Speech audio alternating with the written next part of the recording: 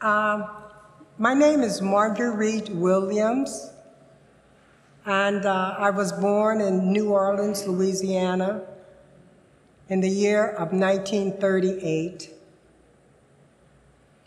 My family migrated to this area, West Oakland, which I must admit I'm very prejudiced about because I love it. They came here. I came with my mother, my brother, and myself, and an aunt. Living in the South as an 8-year-old could be very terrifying during my time, because my family had witnessed a very terrifying experience. I don't often share it, and I have not even said this to Ben when I told my story, because it still gets to me, even now as an 84-year-old. My father and mother were a young married couple. I was 3 years old. My mother was pregnant with my baby brother. She was 4 months pregnant. When a white woman said my father tried to, he never touched her, so she just said there was a man that made faces at her and called out names to her and ran into a building. And the police came to the place where she said he ran and broke down the doors, frightened my mother to death. I can't say broke down the doors, beat on the doors, and my mother opened the door and said my father was not home because he was working. He worked on the waterfronts of New Orleans. And even though they went there, he had left, thank God, coming home. But he had clocked in, signed in, that he was on his job. By the grace of God, a neighbor who heard all of the ruckus was able to intervene and catch my father when he got off the bus coming home. From that time, I never saw my father ever again. My mother just was out of her mind. She had to leave the area because the police would come back at any time of the day and night looking for a man they didn't even know.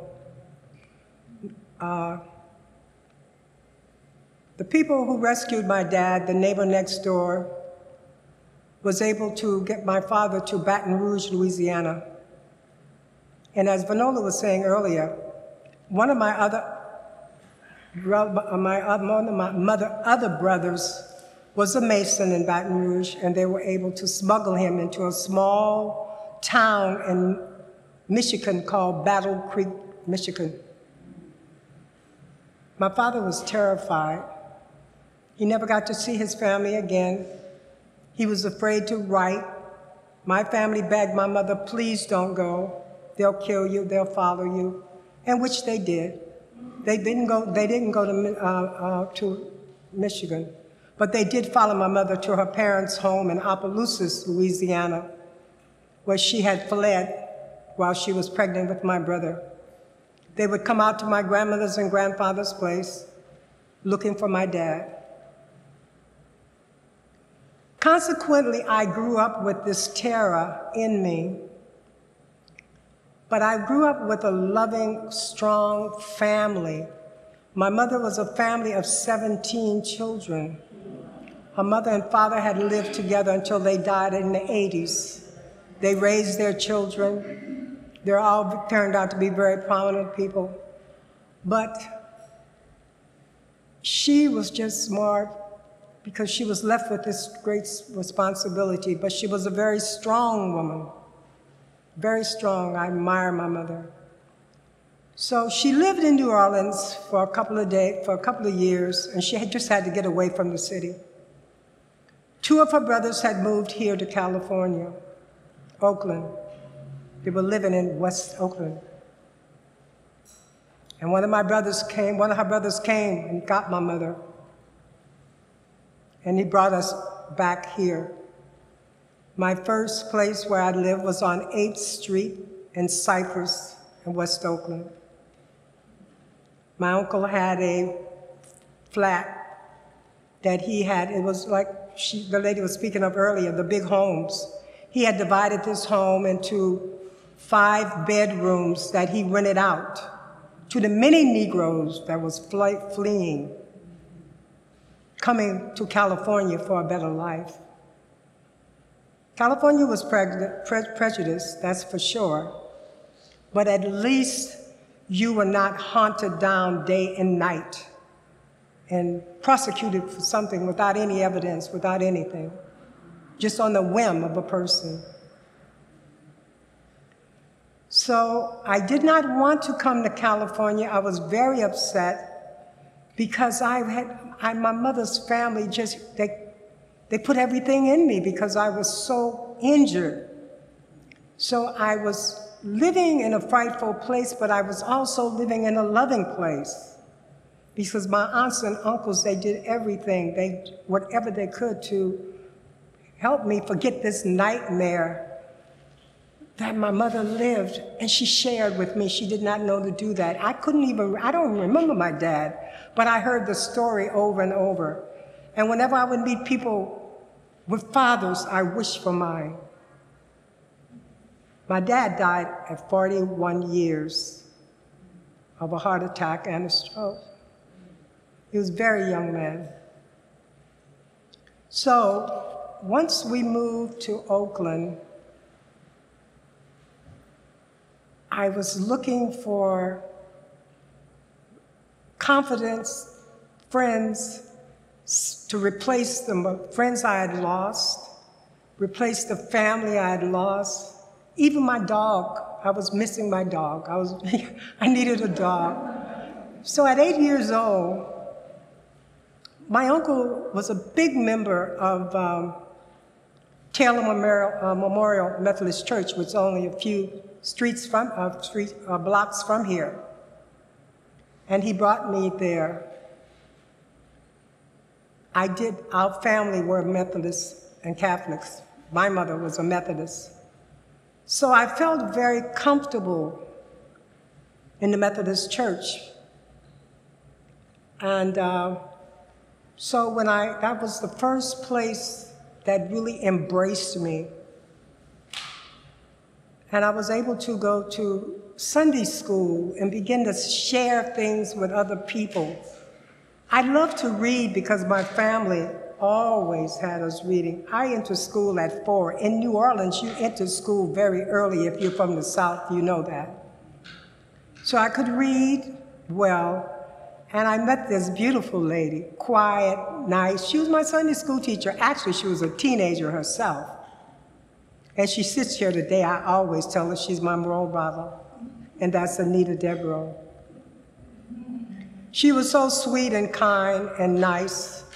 And sometimes we had little pamphlets on Sunday, and she would let us read them. And I always wanted to read them. I got there early to read the pamphlets so I could read. And it was people like that started to really heal my wounded heart in many ways. So West Oakland started out with the church, but then in school, I learned something. When you're in the South, during that time, you were isolated from knowing any people, actually, because I didn't know any white people. My aunt worked for a white woman, and I would go by when she would get off work, but I didn't know any white people. I didn't know any other types of people. But once I got here, I met Japanese people. They were on the corner grocery store. They become friends with, we were all friends. I met whites. I was going to school with white children. I got to know the difference between a Filipino and an Italian. I began to know the differences, the languages. So I started finding love and understanding from all types of people. And I enjoyed that. I'd enjoyed it because it gave me a way of not holding bitterness in my heart, or not just accusing one group of people. I realized that people can be mean and horrible, but it doesn't necessarily need to be a special class of person or a special kind of person. So these are some of the things that I've always appreciated West Oakland for. I would always come back to church, even after even after I had moved out of the area. And as I grew older, of course, Black people were moving now into East Oakland, which they were not at. They were moving into Berkeley, which they were not before. So as we migrated out throughout the areas, our families moved, and we moved out of West Oakland, many of our families. Some families didn't, but many families did. And mostly is because you wanted to go to the different schools, and you wanted to do things like that. And so your jobs moved you out, because if you got a home in East Oakland, you know, they started allowing people in East Oakland, and you had to go to the schools out there. So I had an opportunity to join an organization, actually not an organization. As I got older, no, I'll jump back. As I got older, I noticed that most of the people during my time in Oakland knew one another. If you lived in Oakland in the 40s and 50s, you knew Black families no matter where. You may not know them, but you heard of that family, because that's how small our community was. So we began to not know one another because we were now scattered. In my 20s, I'm now a married woman. I got together with 2 other ladies, and 3 others, all told it was 4 of us. And we were discussing this. You know, we don't get together anymore. People are doing things now, and they were saying, this is McClymon's reunion. That's our high school over here. Or this is Oakland High School, or this is so-and-so. And so we say, why not bring all of the families together again? And we worked on it, and we did. And so for 20 years, every other year, we would have a reunion that we labeled Teens of the 50s. It grew so large, teens of the 40s was coming, teens of the 60s, actually it was. And everyone was so hungry to know each other, see what the other was doing, because remember, we didn't have the phones and stuff. I mean, we didn't have the iPhones and all of that. And it started out, and when we first started, it was probably 1980, something like that. The first one we had was at the Mar Vista Country Club in Albany, I think it was. And it kept growing. We did it every other year. We would do it the Friday after Thanksgiving, because people would come home to their families on Thanksgiving, and they would be here for the reunion.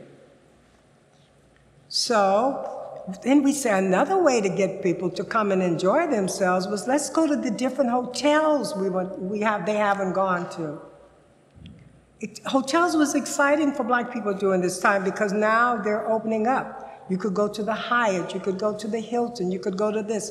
So we started doing that. We would place them in these hotels, we would stay overnight and party, and then the reunions grew to over 800 people. We were selling out, and it was just a beautiful thing. Some of the people, I was looking the other day, and I did take down some of the names of some of our guests. We never made over anyone too much, but a few of them, because to us when they came, no matter how noble you are, how great you are a teen of the 50s or the 40s. That's what's the thing. Come and enjoy your friends. But some of the people that we did draw, and a couple of them we really acknowledged because it was worthy of it. We celebrated Ruth Beckford. Any of you know Ruth Beckford? She was born in West Oakland. She formed the first modern dance studio through the city of Oakland. First one ever done in Oakland, the city. And she was an Afrocentric ballet and modern dance teacher here for over 15 years. She went on to write movies, write books, etc. Belva Davis was another. These were people that came quite often for KQED radio and television journalists. She and Billy came every year, whatever we gave their reunions. Frank Robinson, he was a Baseball Hall of Fame, but he also was the first minority manager of baseball. William August, he was born in New Orleans. Matter of fact, he's my first cousin. He'll be loved to know I named him. But he graduated from McClymonds. But he was the first black post office of Alameda. And and the last one I named I thought was quite worthy was Burl Toller. Burl Toller also would come to the reunions, and he was the first referee. If you're Burl was. He and his wife was always there for football, first football referee. So those were one of the things that I did do in my life, and I think it contributed, to us staying together as a family and whatever. But as I got older, and now that I am a senior, I am again drawn back to West Oakland, because now I can meet people I grew up with, or they're coming here too, and we're sharing memories and stories, and we're taking care of our health. We're now we're in a different season of our lives. And this place is here. They have welcome arms. They always have welcome arms. And I love this center, and I do want to share it with all of you, and hope you all, join us and let it grow, because it's certainly worthy of it. This is a beautiful city. This is a beautiful place. And I just want to say thank you all.